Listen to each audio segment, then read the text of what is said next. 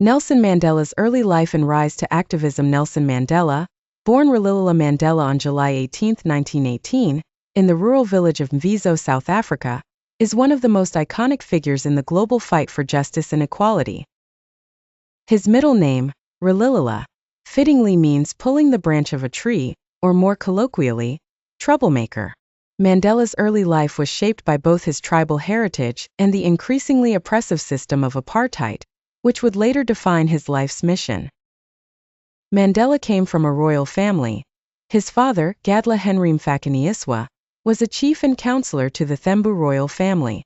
However, after losing his title and wealth due to a dispute with colonial authorities, Mandela's family relocated to the village of Kunu, where he spent much of his youth.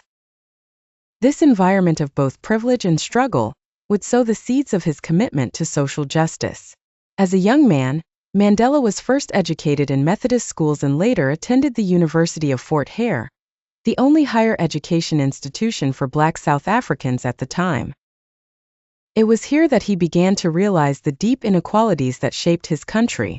At Fort Hare, Mandela was exposed to various political ideas, and it was also here that he first engaged in activism by participating in a student boycott against the university's policies. His activism led to his expulsion, but this incident ignited a fire in him that would only grow. In 1941, Mandela moved to Johannesburg, where he worked as a law clerk while completing his law degree at the University of Witwatersrand. During this time, he became increasingly involved in anti-apartheid activism and joined the African National Congress, ANC, in 1943. Mandela, along with a group of younger, more radical ANC members, co-founded the ANC Youth League, ANCYL, in 1944, marking the beginning of his rise as a leader in the fight against apartheid. The apartheid system, introduced in 1948 by the National Party, was a codified system of racial segregation that enforced the separation of Black, white, Indian, and mixed-race citizens in South Africa.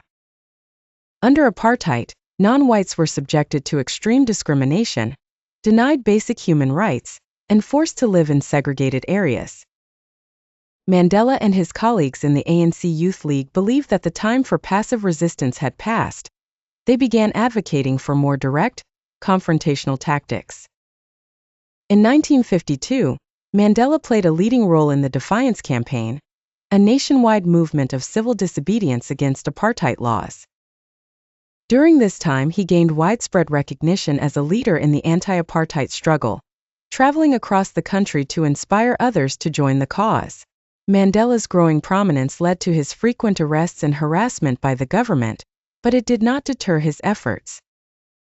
Through his legal work, Mandela co-founded South Africa's first Black-owned law firm with Oliver Tambo, offering legal aid to those affected by apartheid's harsh laws. This work cemented Mandela's reputation as a champion for justice and equality. However, as the government's response to the anti-apartheid movement became more brutal, Mandela and his comrades realized that peaceful protests alone would not be enough to end the system of racial oppression. This realization would set Mandela on a course toward armed resistance, a pivotal shift in his approach to the anti-apartheid struggle.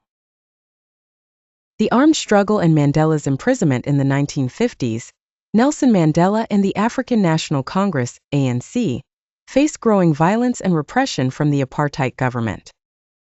The peaceful protests and defiance campaigns of earlier years had done little to change the racist laws that dominated South Africa. In response, Mandela and other leaders began to see armed struggle as a necessary means of fighting back. In 1961, Mandela co-founded Umkhonto we Sizwe MK, meaning Spear of the Nation. This armed wing of the ANC aimed to sabotage government infrastructure without targeting civilians.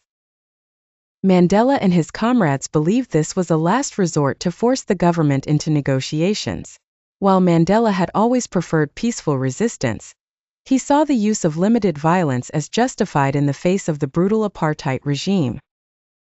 Under Mandela's leadership, MK conducted sabotage campaigns against military installations, power plants, and transport links, seeking to disrupt the government's ability to enforce apartheid. In 1962, Mandela secretly traveled across Africa and to Europe to gain support for the ANC and receive military training. His return to South Africa, however, was short-lived. On August 5, 1962, Mandela was arrested for leaving the country illegally and inciting strikes. He was sentenced to 5 years in prison. However, this was only the beginning of his long period of incarceration. In 1963, while Mandela was already in prison, police raided an ANC hideout in Rivonia, a suburb of Johannesburg, and uncovered detailed plans for guerrilla warfare and sabotage. This discovery led to the infamous Rivonia trial, where Mandela and several other ANC leaders were charged with sabotage, treason, and attempting to overthrow the government.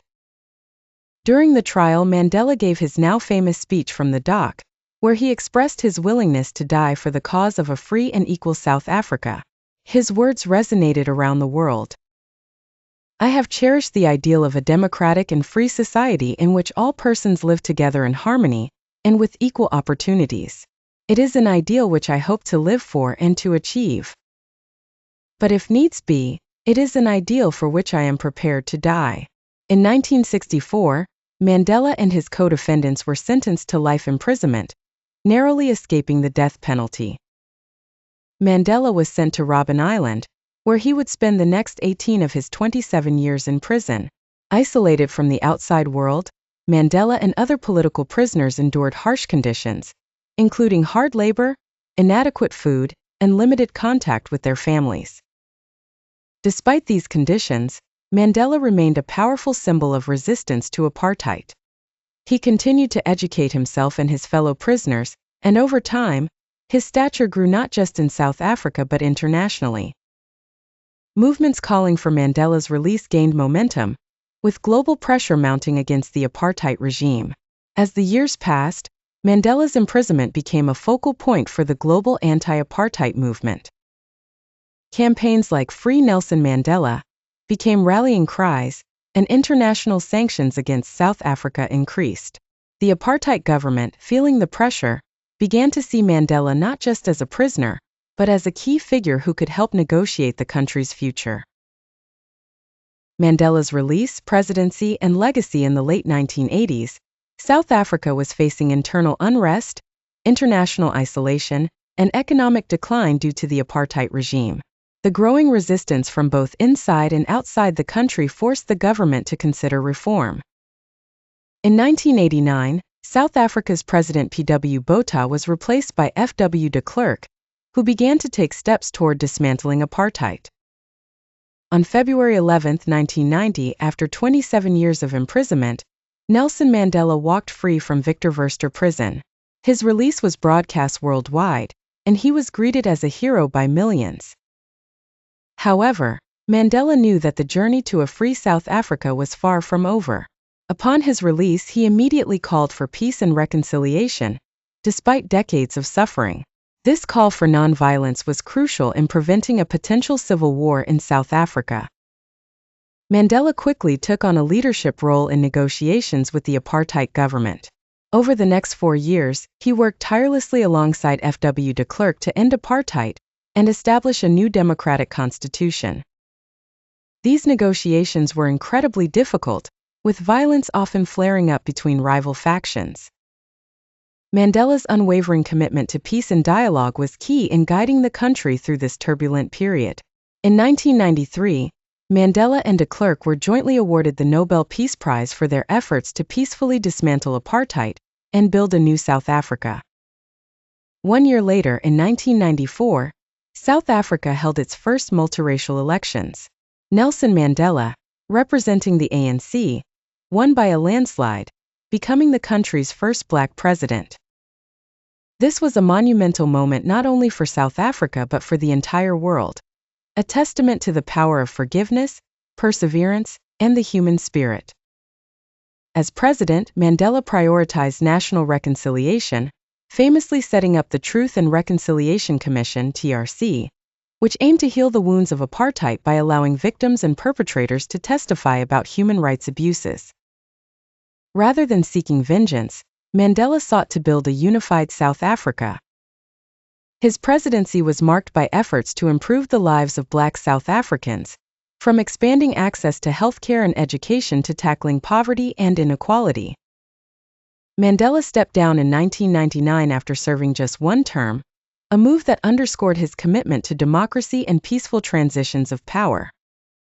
After leaving office, he continued his activism, focusing on issues like HIV, AIDS awareness, and global peace.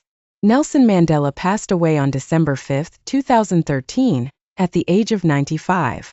His legacy endures not only in South Africa but across the world. Mandela is remembered as a symbol of peace, justice, and the fight for human dignity. His life's work continues to inspire movements for freedom and equality globally, making him one of the most respected and admired figures of the 20th century. In death, Mandela remains a giant, teaching the world that forgiveness, not revenge, is the path to true freedom. His story will forever remind us that even in the darkest times, hope, resilience, and courage can create a brighter future.